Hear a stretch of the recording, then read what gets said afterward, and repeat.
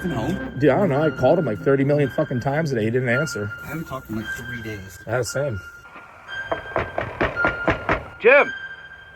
Timothy! What the fuck, dude? Jim!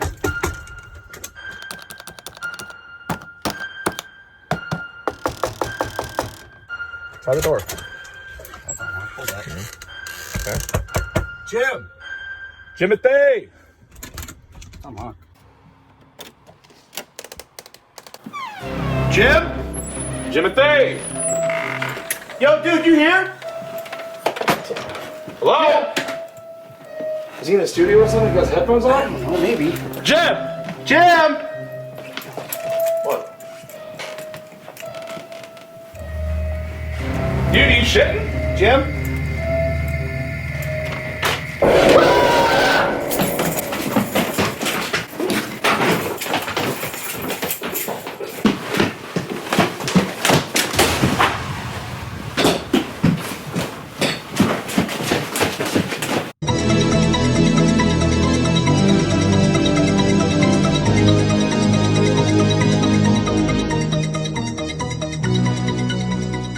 What's going on, everybody? This is Trendkill Radio, a rock show about all things rock except for when it's not, brought to you by the Fantasy and Foundry Entertainment Complex right here in Cleveland, Ohio. I am your host, Sean Ryan, and we have an extravagant episode today featuring all four of us here. I'm Coley Colgate. I'm just some piece of shit named Chris That's Jones. Andrew Skimbody, everyone. God, you... And our engineer, Jimothy. And we have a spectacular show for you, if I didn't already say spectacular. How about Spooktacular? Spooktacular! Spooktacular. This guy's got it. Take this time out for you guys to just hit subscribe right below there, and then we will just, we'll get it started. Okay, first up on the chopping block. Okay, so let's just get it started. We have a war of words between Motley Crue's own Nikki Sixx and the whatever their fucking names are from Steel Panther. Steel Panther singer Michael Starr and drummer Sixx Zadenia were asked which musician from the past they would like to bring back recently, and Starr replied, "I'd bring back Vince Neil." The other guy goes like, he's still alive. He goes, "No, I'd like to bring him back from the olden days." Because Vince Neil looks like the guy that ate Vince Neil now. because he's basically dead. Yes. Right. He's ha It's like the older he got, the more it sounds like somebody's stepping on his testicles when he sings. Now I got the cops helping me midnight 103 in my house. Now, Vince Neil, I mean, this guy is no stranger to the bottle and to McDonald's, but but I feel bad because he was such a huge star for so many decades, and now Motley Crue's done, and he's doing his solo tours and all this and Or that. is just him doing Motley Crue songs with guys that aren't Motley Crue. That being said, though, I mean, the guy, you gotta rock till you rot, though. I mean, he's still just going out there and just doing his thing and collecting those checks. That's all he knows to do. Yeah. So, just I let thought he was a race car driver too, though. Or I something know, like but that. can he fit in a Formula One anymore? Probably fucking not. Yeah. Maybe a funny car or some of those dirt track things. Open up a Volkswagen Beetle and a bunch of Vince Neils come out. He drives a food truck now. But the comments, they had made their rounds to Nikki Sixx, and Nikki Sixx is very still much out in the entertainment spectrum. He's very outspoken. I think he was just on CNN and stuff talking about the drug epidemic. Then Nikki said he went out on social media and said, quote, "The singer from Steel Panther can go fuck himself. Wannabe band putting down Vince Neil, question mark." Don't they sometimes play Motley Crue songs on tour though? I know, fans brought that up. Well, it's I remember when they went on that tour in the UK with them, and Motley Crue and them did not get along at all. Yeah, we'll get into that in a second. Just like Chris was saying, sometimes Steel Panther, they play Motley Crue songs. Gnarly. To which Sixx replied, quote, "That's why they're assholes. Backstabbers," end quote. And I mean, I feel like I fucked up because it feels like a lot of people probably have no idea who the hell Steel Panther is. I mean, they're a very niche crowd. I mean, they're a joke band. They started out as a cover band in Vegas, and then some millionaire guy saw them and loved them, and then built a studio and all this stuff for them, and then did their first album for them, and then they blew up. I don't know. They're like the Bowling for Soup of hair metal. They're just funny. Funny how? I mean, funny like I'm a clown. I amuse you. I make you laugh. Like, you know what I mean? Like, you pretty can't accurate. take them serious. Yeah, that's their shtick, but I would not say that people don't know who they are. Steel Panther is basically, they are just a 80s hair metal joke band. They write their own songs Yeah, now. but it's like, it's all done in, like, just talking about how I want to bang fat girls. Yeah.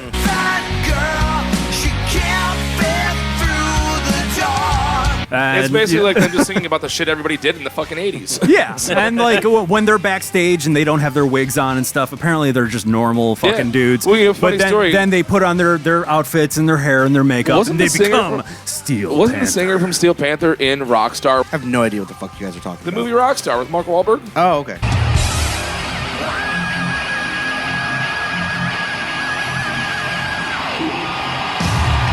I'm like, I thought we were talking about Steel Panther still. I'm like, Mark Wahlberg and Steel Panther?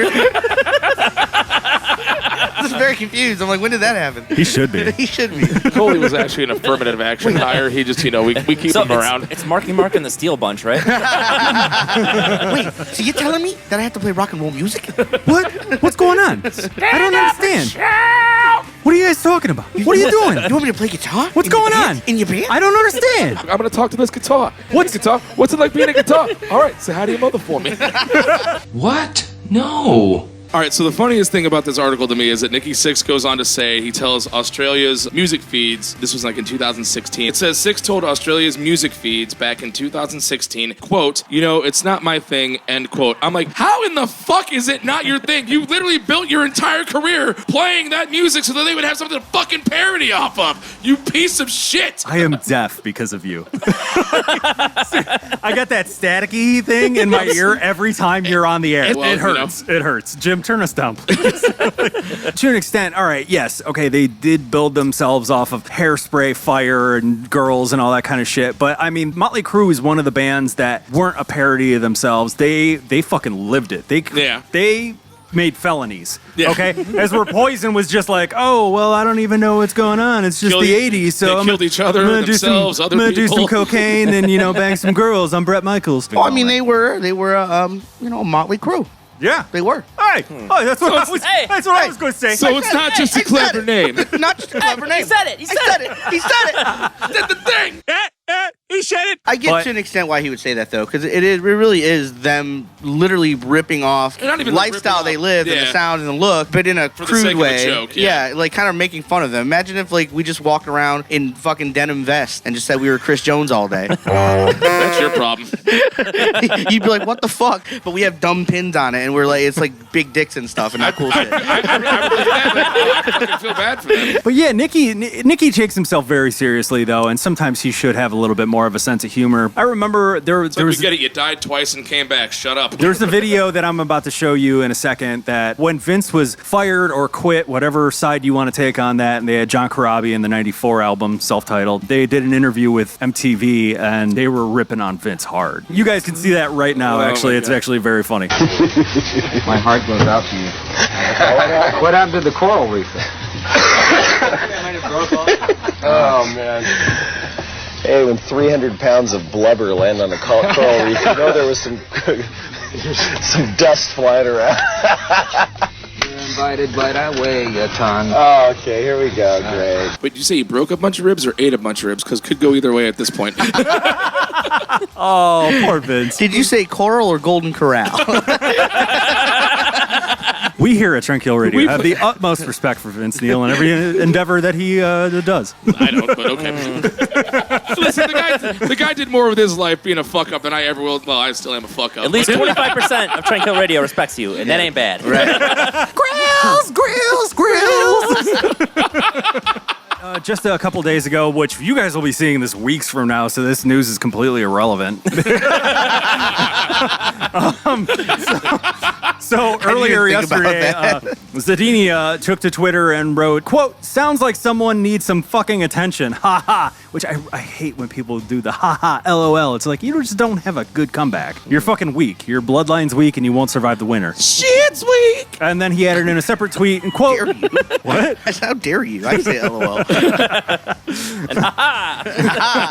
Ah, fuck you. Ah, fuck you. Yes, fuck you off, yeah. Thanks. Zadinia then wrote in a separate tweet, quote, in order to stab someone in the back, you had to have been somewhat cordial to begin with, end quote. Yeah. So it's just safe to say, bitches being bitches. There was another thing, too, where Vince Neil was just like, I love you guys. Like, when Motley Crue's done, you can have all of our fans. That's shocking that Vince would leave leftovers behind. That just turned into a Vince Neil fucking roast session. Did you say roast? I will say. Hopefully the guy's got a sense of humor about it if he ever sees the show. Honestly, I think Vince, he does. I grew up on your music, man. I love you, man. It's all in good fun. We just jerking around. You know, this is what we do. Did you say jerk? I'm sure he's got a phony bone in his body. All right, and that is all we have for that fucking segment. Next. But wait, there's more. Okay, recently, Machinehead. Does anyone remember who Machinehead is? I just went and saw them when they did the show at the Agora. Did you really? Yeah. So you're the one. You're the guy that was there. You were the one. All I know is back in the day, I would constantly get Machinehead and Motorhead confused. Oh, not come musically, on. not I was editor of the school magazine. the sound, gonna just say. the name. I'd be like, oh wow, Machinehead's playing the Odeon, or Motorhead's playing the Odeon. Oh wait, let me. Recently, okay, Machinehead, they have put out a new single called Do or Die, and a lot of fans didn't like it. I mean, to be honest, the last couple new things that he's put out, people have kind of shat all over. Dude, you know what? Honestly, the first episode that Tranquil Radio ever did, we reviewed Machinehead's last album. That's right. Yeah. Wait, he was like doing like slam poetry almost. I on a don't couple of songs. know, It was dude. something weird. I don't know. I didn't just listen to remember it. it didn't get a good score. So yeah, they did that song. Fans went, no, this kind of blows too, and they were really particularly spiteful of Robb Flynn's his lyrics in the song, which are just kind of, I don't know, shitty. Your music's bad and you should feel bad. Yeah. So I guess the fans came after him a little bit about that because one of the lines in the new song Do or Die is "Die motherfucker die," which is kind of It's a a dope plagiarism. song. Yeah, it's a dope song. It's a dope song. Not to be like, it's a dope song. It's the band Dope. Robb Flynn, he was pissed about fans trashing the song, and he did what no celebrity, musician, anybody in entertainment should ever do. He took to and Twitter. just the fucking make-a-wish list for whiners and complainers is Twitter. Yeah, but he went and he badmouthed his own fans and badmouthed people that were badmouthing the song, which is like, that seems so fucking weak to me. It's like, man, you don't just like my work. Fuck you. You're the problem, not me. I know, and he went Do on better. this long tangent that I will not even repeat one word from this quote not because even it's fucking just. worth it. But it basically ended with, in criticism of him apparently stealing a line from Dope's "Die Motherfucker Die." He goes, "Who the fuck even listens to Dope anyway?" Well, I actually have some thoughts on that. I think that's probably how he talked. He kind of sounds like the hormone monsters from Big Mouth. Rage, fucking rage. That's bullshit. I love that little fucker. So then what happens is, of course, the internet being the internet, Twitter being Twitter, Edsel took to Twitter. Edsel Dope of Static Dope. X.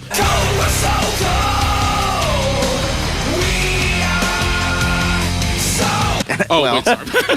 We'll get to that in a second. I had to make the joke. No. You shush. You You hush. blew it!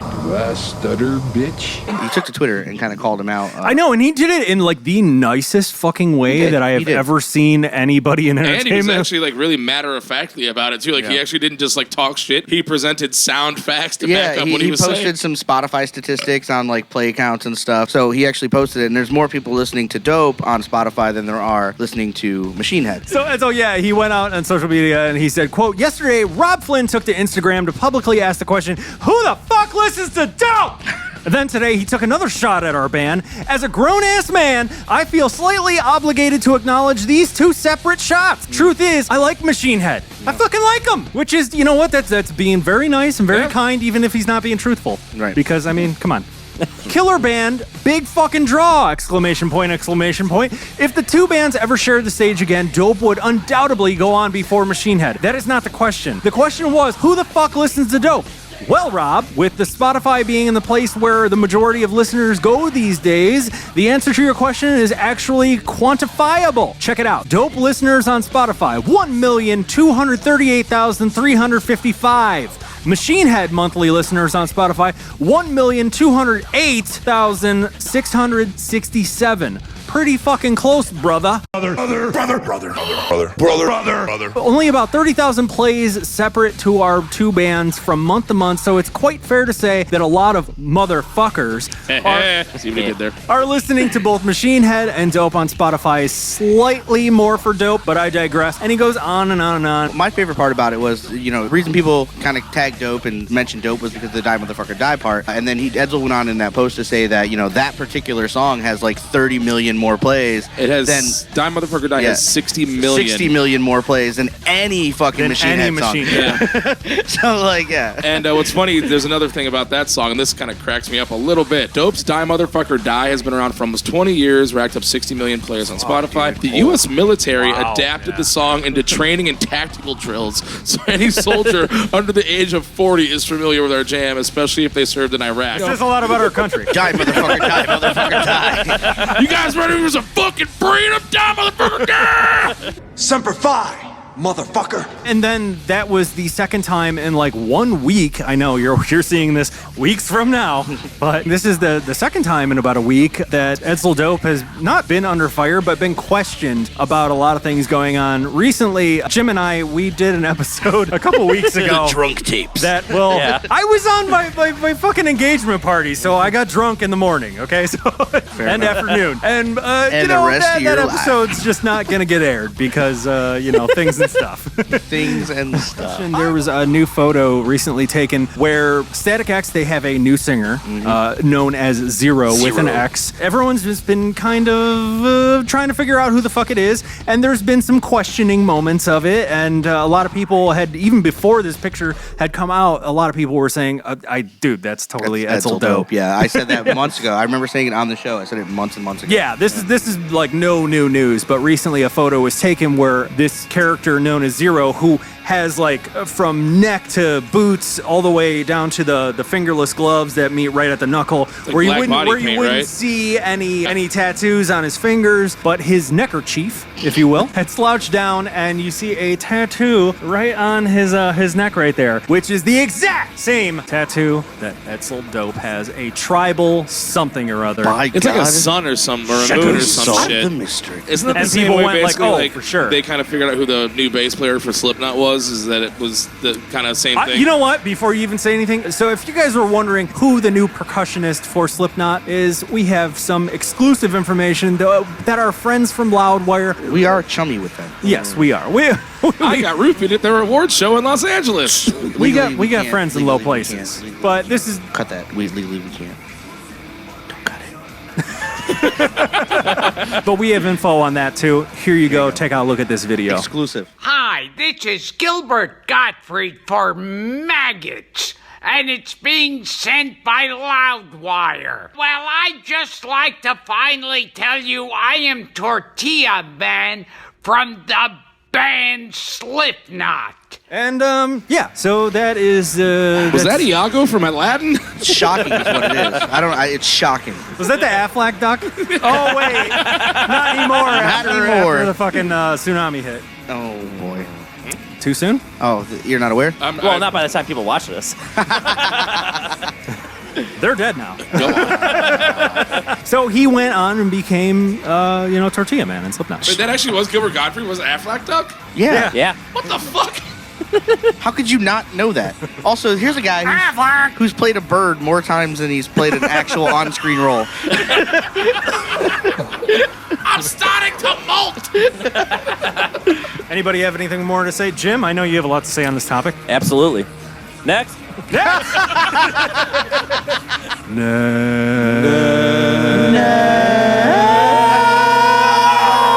And just real quick on our last topic, we hope you guys have enjoyed this show. We have not yet filmed the skits, so hopefully they worked out. We'll see.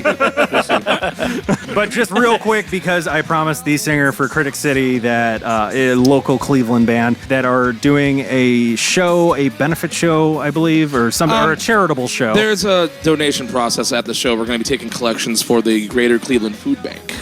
Yes, Critic City $5 CD release party, Saturday, Saturday, November 2nd, which you guys will be seeing this on the 30th. So if you live in Cleveland, go ahead and check that out with Chris Jones and Impending Lies will be opening or playing probably before. Yeah, I think we're going to have we have the direct support slot, but we are selling tickets. Oh, and Hot Carl. Hi, Carl. But it's in Lakewood Avenue Tap House. Tell us a little bit more about it. So this will be their second CD that Critic City's put out.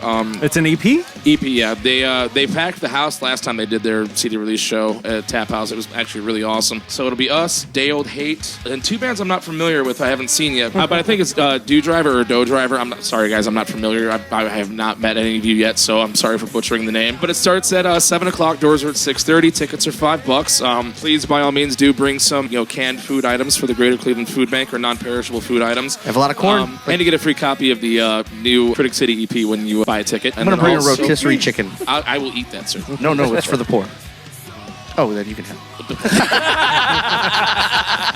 Also, one thing I'll add, it's not show related, but it's about the band. We are putting our entire discography, except for the new EP, which will be coming out in December. But all of our past albums will finally be up on Spotify and entire digital marketplace and streaming sites. So got that. And then our new single, which is our Eddie Money cover for Take Me Home Tonight, is going to be live next week. It'll already be out by the time this comes out. So R.I.P. We actually recorded that song like 7 months ago. And then you decided to wait till he died. Basically, yeah. But we put it out in the They sent it to him. He heard it, killed himself. True story. Well, from Trendkill Radio to you and yours, happy Halloween. Trendkill Radio, go fuck yourselves. You keep your little ghouls and goblins safe out there this holiday season. I put razor blades in all the candy again. Thank you guys so much for watching our annual Spooktacular Trendkill Radio special. Be sure to like and subscribe to our show. Subscribe all over my face, Daddy.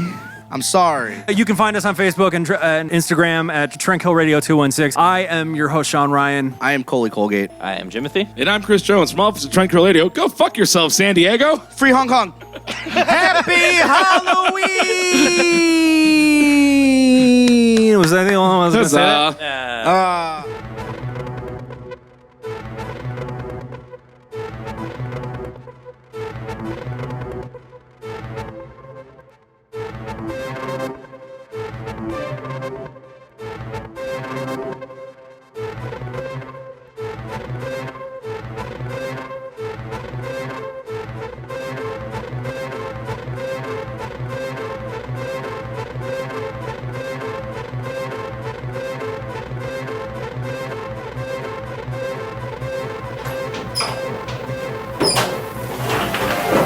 Come wash my back.